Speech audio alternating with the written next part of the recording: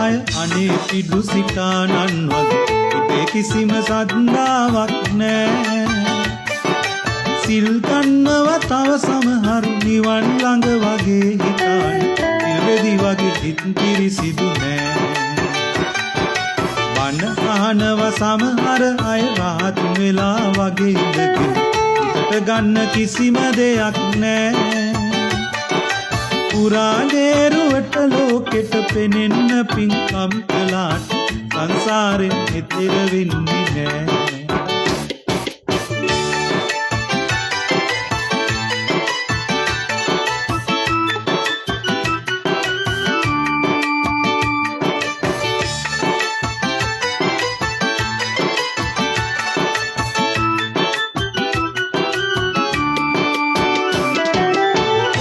දාට පන්සල් යන සමහර අය පන්සිල්ගෙන අමසෙරෙප්පු අමතක කොට හොඳ සෙරෙප්පු දාගෙන යන්නේ.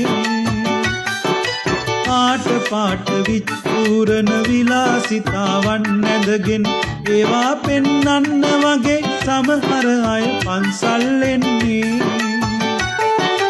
සත ගණනක් දන් දීලා දෙයියෝ බුදුන් සිහි කරලා ඒ පින උරගා බලන්න සමහරු ලොතරයි පුරන්නේ.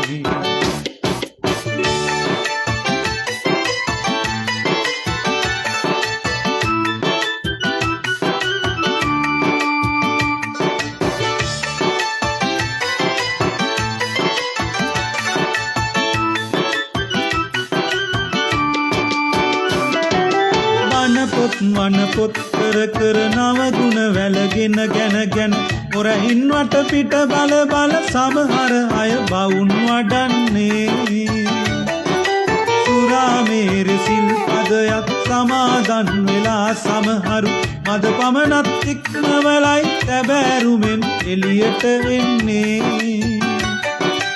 උප්පන්නේ බුද්ධාගම යාලා ලියලා තිබුණා බුදුන් දෙසූ ධර්මය ගැන කීයෙන් කී දෙනාද දන්නේ.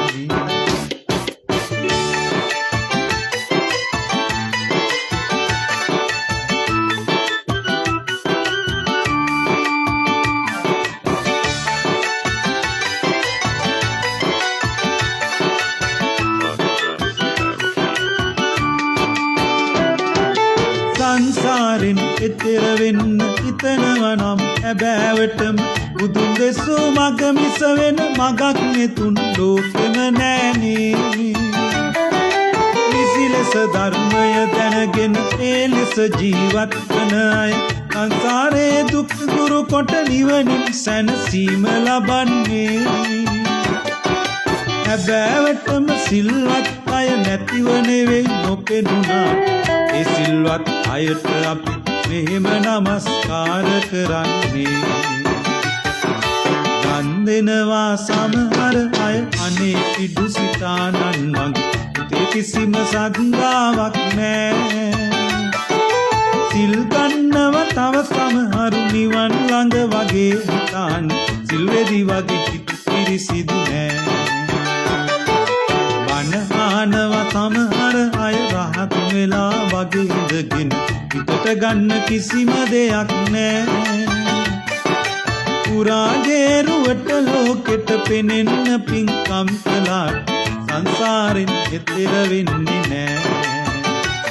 මේ සංසාරෙන් එතෙර වෙන්න බෑ. සංසාරෙන් එතෙර වෙන්නේ නෑ.